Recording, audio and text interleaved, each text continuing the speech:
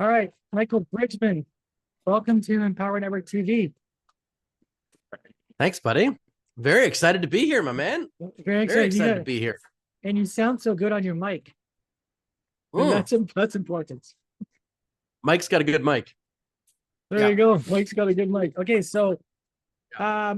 now people that don't know you and what you do, we're gonna dive into that in terms of all that stuff that we've talked about before off camera. But for those that don't know you, what's a brief overview of the synopsis of who Michael Bridgman is? So before we jump into your why and your story and all that stuff.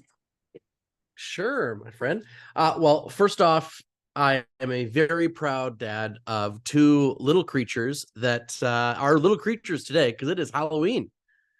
So first and foremost, I am a dad and husband first before anything else. And yeah, I have a ton of fun. I have a lot of people have these mantras or like affirmations they say to themselves. And so I use this little app called Think Up. And I don't know if you guys have ever heard of it, but you can record your affirmations right in and it's your voice and you can put music behind it and you can listen to it and all that stuff. And so I use it every single day. And one of them talks about being a great dad. And so that is the first and foremost, my friend Amos. I am a loving, doting father of a young hockey player. He's skating around. So that's the big thing that I do. But beyond that, I'm a multi-business owner, entrepreneur, and I don't mean that in a way that I'm chasing squirrels. It means I built one successful company and it's operating on the other side of this wall. And I'm building a second company as we speak that is serving small business owners, helping them get their digital marketing all in alignment and figured out, because there's a lot of shiny object syndrome, a lot of options out there. And so from my experience, I ran down hundreds of different roads and many of them had I shouldn't have been running down them at all. And so it took me a while to figure out, okay, what's going to actually work for me. And so I think a lot of small business owners really appreciate the fact that somebody out there is going, look, there is 1,000 ways you can market your company, right? How is it going to best suit you? Like what's actually going to be the most effective way to do that for your company, for your skill set, for your product, your offer? Because we can get lost in the enchantment of what other people want us to do pretty easily. Yeah, and then they're telling us what they either want us to pay them to teach us how to do, which is maybe something they're trying to, but it doesn't always align. So you mentioned an app too. After you won our hearts and minds by saying that you want to be the best dad and all that stuff, that's beautiful. What is this app you use for those affirmations again? For those that haven't heard of it, like me? Oh, it's called Think Up. Okay, think Yeah. up. Think up. Think Up. Yeah. Yeah, that's what it's called. So it's a very cool app. It's better currently on Apple than it is on Android. Just putting it out there. It has some extra features for the iPhone that it doesn't have for an Android, but it is a really cool app where, as I said, you can record your affirmations and put music behind it, and you can play it as a great tool to sort of keep you connected to and keep your best self as the forefront of your imagination, especially in the morning. Love it. Delivering value. Okay, let's get into your businesses then. So you built one company on the other side that is doing what? Why did you do it? How did you do it after you scrolled down all these things? Right? What's that story? So this is entirely my mom's fault. You and I talking, we can blame this whole thing on my mother. It's entirely her fault. What's your mother's name? What's your mother's name? Let's give her a shout out. My mom's name is Deborah. No. Oh, yeah. And what people don't know, of course, is that Amos and I are from the same town as well. Little sleepy Abbotsford. Yeah, crazy. Weird.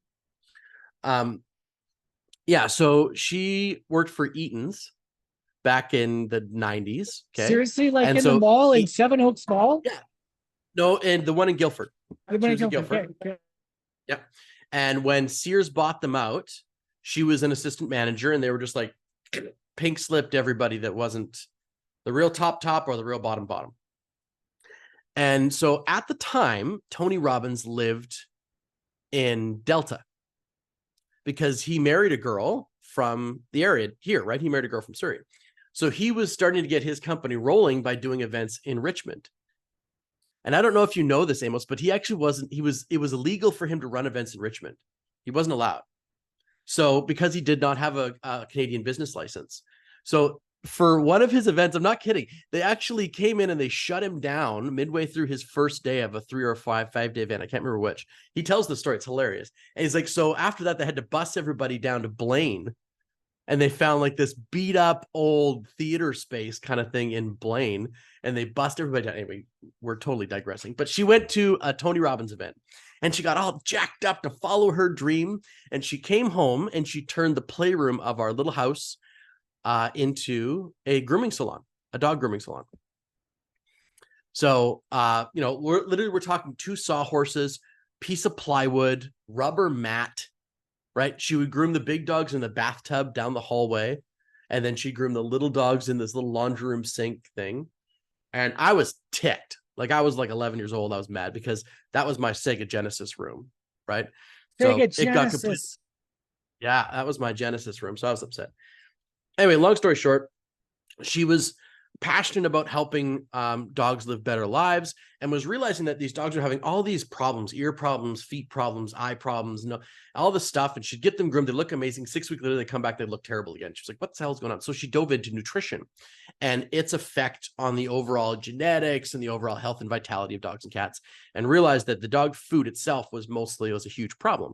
So she, in this little tiny storefront she built on our property, she eventually had that and was selling some food. And then we eventually moved down to the space that we're in now, which was 22 years ago. And she basically started selling raw food and had a big, huge doggy daycare space. There was nobody in doggy daycare. Like 22 years ago, doggy daycare did not exist, especially in Abbotsford of all places, right? But now we are 22 years later. I retired her about a dozen years ago and took over the business. And now we've got, we used to share our unit, our building with a bakery. They went out of business. We took over the whole space. So we're about 7,000 square feet. We've got about 55 to 65 dogs in daycare every day.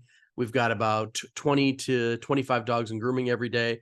So at any given time, there's about 70 dogs in the building. We're 80 to 100 guests every single day as far as raw food and retail and stuff like that's concerned. And we have a staff of 16, 17 right now. What's your storefront name? Like I live in the same town as you. Just About Pets. Oh, okay. I've been in the store. I know where you guys are. Okay, very cool. Yeah. My daughter, I didn't know, my daughter didn't tell me you guys had boarding there because she's worked in vet hospitals. She's now the EMT, EMR in Canada. But okay. I didn't know you guys had boarding there. I've been in your store. It's a great store. Yeah. So there you go. Okay, so how does that play into helping business owners then? So you got that, your mom. So what happened was I knew how to do one thing. So my first career was as a professional actor.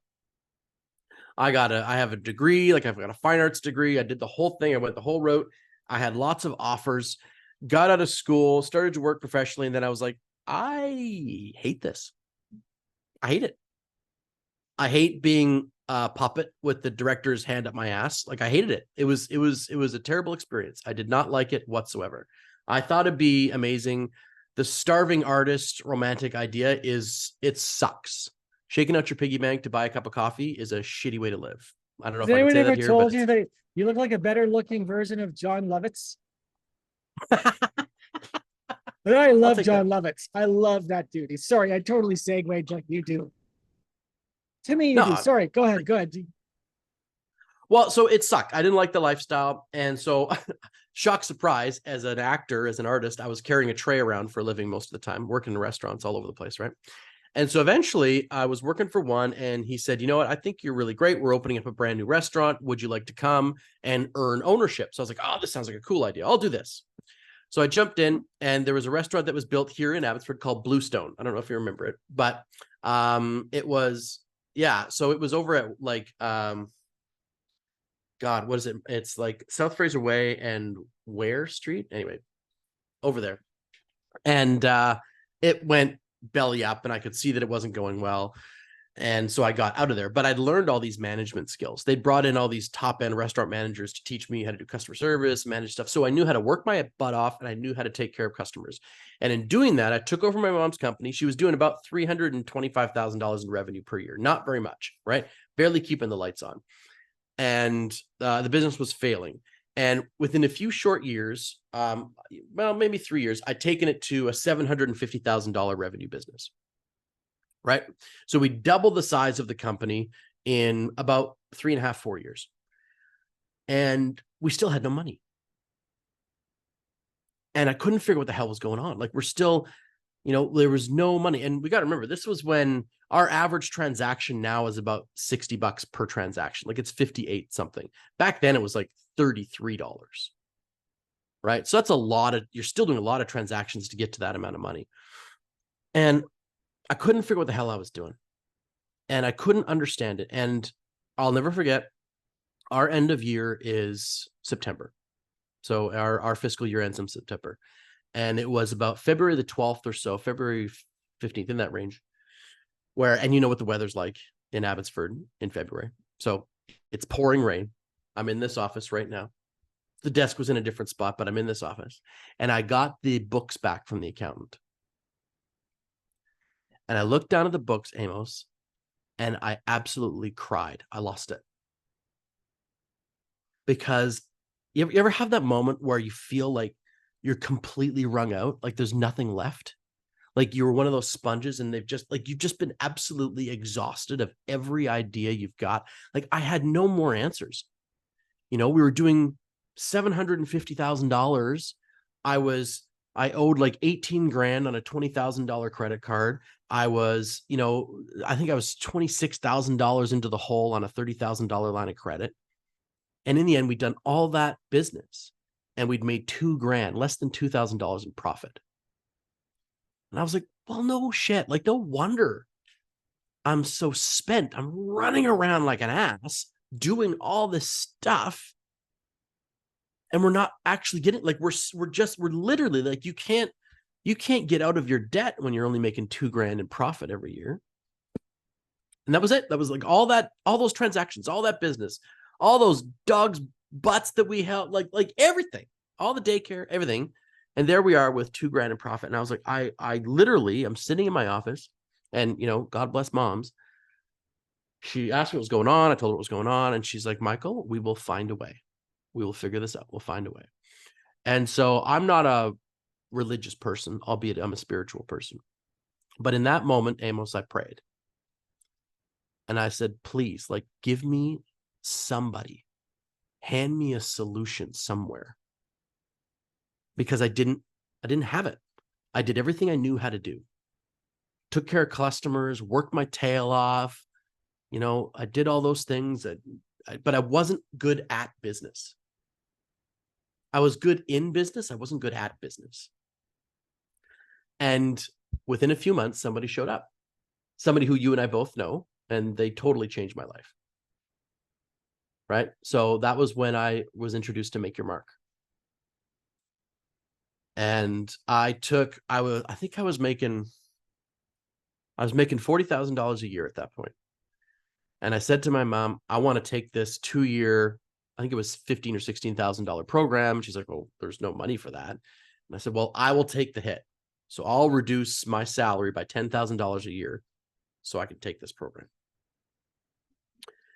And within 12 months of saying yes to the program, not only had we increased our business by almost $200,000 in revenue, but we'd increased our profit margin by about 22 times over. And I'd gone from being a student in Colin's program to teaching. Wow, Colin Sprague is the founder of Make Your Mark.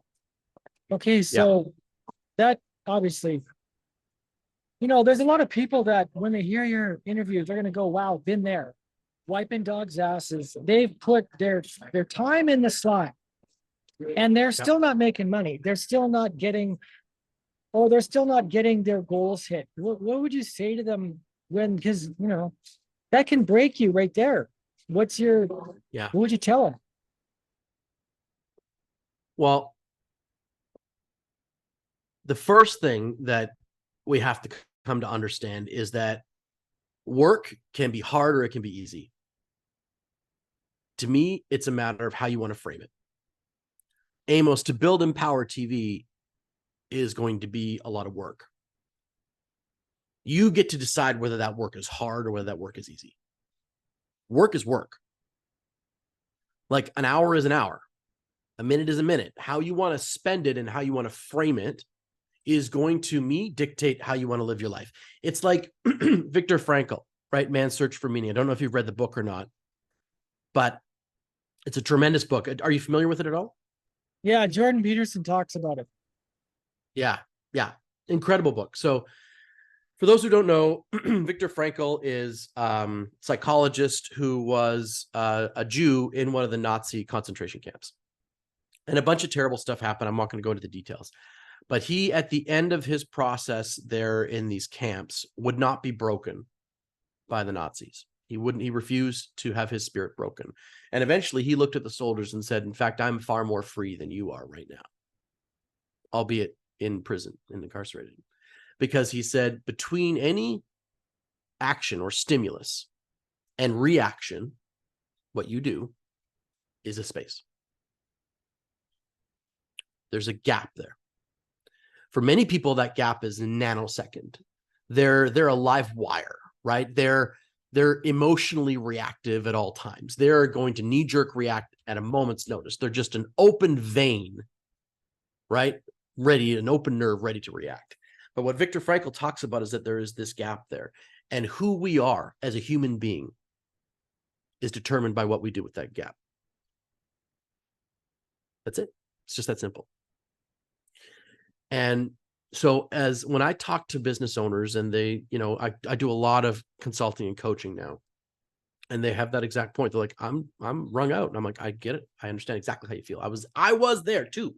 I might not have been a carpenter. I might not have been an electrician. I might not have been in whatever retail you're in, or I might not have been a coach or a consultant. I might not be that, but I understand the feeling and I can empathize.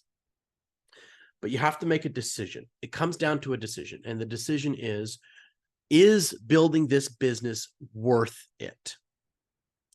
Is serving my clients worth it? Because I don't think we work for money. I think we work for service. I think in the end, how much service we deliver, how much we do for the world is indicative of our wealth impact in a lot of ways. But wealth comes in so many different forms. Napoleon Hill talks about 12 different riches in Think and Grow Rich. Not one. Monetary is one of the riches. There's richness in friendship. There's richness in purpose. There's richness in relationships. There's richness in all sorts of different elements of life. And if we're looking at the world as a business owner, and I know I'm going really highbrow, but if we're looking at the world as business owners and we're waiting for what's in it for me, then we're in business for the wrong damn reason. And not everybody wants to hear that. But if you want to push through the difficult times and it not feel arduous, then in my experience, what I've done in life is I've made it about somebody else. I've made it about the client on the other side of the desk, on the other side of the screen. And when I make it about them, me personally, I can't help but find a good way through what difficult situations I face. Beautiful. So that's the first thing I would talk to them about, Amos, is that, look, we call it your why. You're using the reference why, like a Simon Sinek kind of reference here. Why are we doing this? Which is true. Like, why are you doing this? But I like to get even more granular than that. It's like, who the heck is the person whose life you're transforming here? They need you, right? They're sitting there in their story.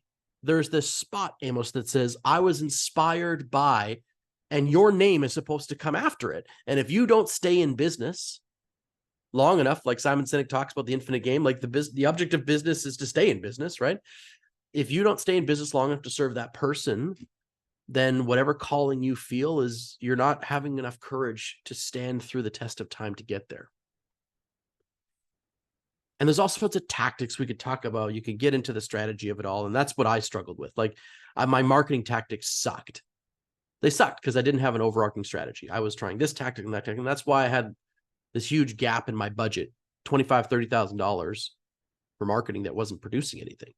And now when I invest in marketing, it produces multiple folds over because I figured out how to market what I do.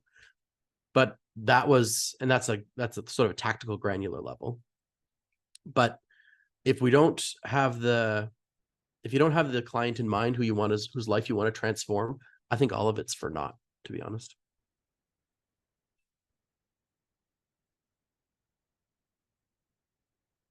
So how does this play out in your family then? Being the best dad, being the best husband. What does this look like in that? I mean, Well, for for my kids, I don't think they're served by dad playing small. The great Les Brown, he has this wonderful sort of analogy, Amos, where he says, I do not want to be on my deathbed. And I look up and I'm surrounded, you've heard this probably, where I'm surrounded by all of the things that he uses the term God, but all the things that the universe or whatever brought to me, all these unborn children of ideas and things that I could have done. And they're all standing there saying, hey man, I came to you first. You didn't ever pursue me, right? I was here. So, I mentioned that because I don't think Alex or Charlotte, my kids, are served by me playing to the smallest version of Michael, right? I'm good at compartmentalizing. Maybe it's a man thing, I don't know. But when I'm with my kids, I'm with my kids. They've got me full on, right? I don't get distracted from them. And when I'm in my workspace, I'm in my workspace. So I've developed the skill, and some days I suck at it, but I do my best to really compartmentalize my time and go, look, this is what I'm doing with this period of time. This is what I'm doing with that period of time. So I spend a lot of resources making sure that I'm focused. But the other thing too, Amos, is that I've never been a person who's afraid of sharing my resources in order to buy my time back. And I think that's something a lot of business owners are scared of. well, it's leverage. Comes down to, I don't know that many people, and myself included, fully understand what leverage can do for you. Yeah, man. Yeah. So I have my team is on both companies is reasonably big. And here at the pet business, I don't spend a lot of time involved in the daily activities of the company anymore. I don't have to. Right? Like I could not show up, besides writing checks, I could not be here for 6, 8, 10 weeks, 12 weeks, and the business would operate smoothly. Nothing would happen. Right? It would just roll along. And I think a lot of business owners are afraid of giving away or investing, I should say, into other people, their knowledge and secrets so that other people can do the job, their wealth, right? I'm happy to declare I'm not the highest paid person in my business. I'm not, right? In the pet business, I'm not the highest paid person here. I am thrilled to declare that. Happy about that, because that means there's other people who are far better at the tasks that are there doing the job so that the business can succeed and it doesn't need me there. And I think that's something that a lot of business owners get afraid of, is that they don't want to share the wealth resources of knowledge or the wealth resources of money in order to make sure their business becomes something that's not themselves. And I do that so that if I want to take 2 weeks off and be with my kids, I can do that. If I want to take time away and just focus on them, I can do that. I'm going through this right now myself, so I appreciate you talking about this. So what's been the catalyst for you in your growth? Like, you've had a number of pivotal moments or seasons. What really has moved the needle for you? Of all the things that have happened, top 1 or 2.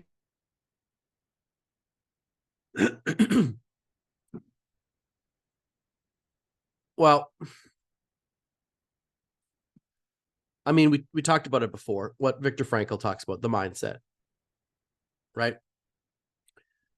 The ability to sit in a moment of unknown and go, okay, I'm gonna pick a direction in this space and use information that I've gathered to make a good decision. See, I think that there's this idea that success loves speed. I'm sure you've heard of that, Amos, right? Success loves speed, success loves speed. And I think that there's some weight to that. But for me, and it's like whenever a salesperson is pressuring me to make a decision, that's the thing they say, hey, successful people make decisions fast. And I'm like, successful people make a quick decision based on a lot of information, right? I don't bring a brand new product into my pet store on a whim, right? I research the product. I want to make sure it's got good margins. I want to make sure it's got a good manufacturing, blah, blah, blah, blah. So I think that for me, I make a decision and I go all the way, and I'll make that decision quite quickly. Like I don't drag out the decision-making process, but I gather information to make an accurate and effective decision and make it fast. So that's one thing that I do that I think a lot of people can sort of copy or model, right? Is that gather information, make a decision, pursue it. You got to exhaust whether it's right or wrong. And then the other thing that I've always wanted to get better at and continue to improve is sales. Selling people on the thing. Because no matter what size of company you want to run, whether it's a single person organization and you're selling clients, whether you're building a team, you're selling the team on your vision. You're selling the team on joining your company and everybody getting on the same side of the rope and pulling the same direction, right? Sales. Sales is the thing that's going to unlock what you want to accomplish in your business. It's just that simple, right? Learning the art of selling someone on themselves in a position with your business. What's it going to look like for them, right? What's it going to look like 3 months from now? What's it going to look like 6 months from now? What's it going to look like a year from now when you're thriving in my company and you're feeling successful and you've got this knowledge? I'm selling them on themselves in a year from now. Selling a client, right, on the value that our company can bring to them, right? When you've got your marketing zeroed in, your content is pulling people in, blah, blah, blah, like sales. So for me, it's about those two major things: learning the art of the sale, never being afraid of it, or at least never being so afraid you don't do it, right? Having the courage to get good at sales. And then really understanding that you have time, you have space to make a good decision. You just have to have the right information to do it. That whole thing of selling. If you don't learn to sell, you don't learn to self-advocate. Period. You have to learn how to sell. Yeah. It's critical, right? And to me, I mean, people ask me, like, how do you define marketing, Michael? And marketing to me is everything that happens before you enter the sale moment. But if you don't know how to maneuver inside that sale moment, if you're not able to watch someone's body language, right? If you're not practicing that and learning how to communicate and be effective at helping somebody take the next step. And one thing that helped me was understanding that sales isn't about them saying yes. Sales is about them making a decision. Saying no is a perfectly valid decision, right? Like what I'm looking for as an entrepreneur is for Amos to make a decision. The worst decision or the worst thing that can happen is you sit in limbo and then nobody knows where they're at. Right? So it's like making a decision is the most powerful, is incredibly powerful. And I think that's sometimes in sales, we lose the sight of we're there to help them make a good decision, not to earn a sale. Hopefully those things go hand in hand, but they don't always. Well, I just love the places we've gone today, Michael. It's been great, man. You're inspiring, and What's in your cup? You mean coffee, tea, water? What's your beverage? Coffee. Positivity. Love it. Yeah. Michael, so Yeah. for people that want to reach out to you, you certainly given some great nuggets here. I'll be tagging you in the interview. Are there any websites Okay. you want to drop after in your comments in the Facebook group? Yeah, they can pop over to thankyouMediaGroup.com if they want to. They can see some of what we're up to there. But following my socials is probably the best and most up-to-date thing. So I've got a YouTube channel called Marketing Wizards Inner Circle. So they can check that out. And we'll have you on the show soon, Amos. We missed a couple weeks ago. We were supposed to do that because I was really sick. Lost my voice completely. But we'll get you on the show. So that would be great. And you can talk about your journey. We'll flip the script on you here. And so they can find me there, Marketing Wizards Inner Circle. We've got a free Facebook group where I do a lot of marketing training and stuff like that. It's called the same thing, Marketing Wizards Inner Circle. So they can check that thing out. And my wife's a big Harry Potter fan, so I had to use the word wizard somehow, some way in what I do. So hence why the Marketing Wizards stuff is so prevalent. Love it. Okay, well, Michael, thank you for being on the interview today. If you've been watching, listening to Empowered Ever TV, Michael Bridgman, delivering value and great thoughts, man. You certainly brought it today. Appreciate you coming on and being here. Oh, thanks for the opportunity, Amos. Love serving the audience, my friend. Love it, love it. Just there's so much phenomenal opportunity for all of us out there to grow and expand our reach. So what you're doing is an incredible thing, buddy. So congrats to you. Thanks, Michael. Thanks for coming on. Thanks, everyone, for watching.